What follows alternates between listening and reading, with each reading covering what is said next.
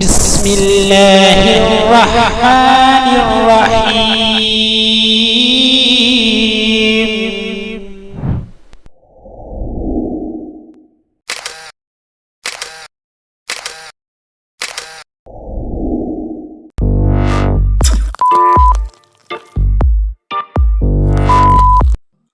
اللہ تعالیٰ نے قرآن مجید میں ارشاد فرمایا، دودھ پلانے والی ماؤں کا کھانا اور پہننا دستور کے مطابق بچے کے باپ پر لازم ہے۔ سب نمازوں کی محافظت کیا کرو، بالخصوص درمیانی نماز کی، اور اللہ تعالیٰ کے حضور سراپا ادب و نیاز بن کر قیام کیا کرو۔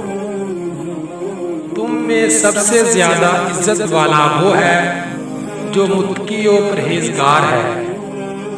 اپنے صدقے کو احسان جتا کر اور دوسرے کو تکلیف پہنچا کر ضائع نہ کرو۔ اللہ کی رحمت سے نا امید نہ ہو۔ اللہ کی رحمت سے سوائے کافروں کے کوئی نا امید نہیں ہوتا۔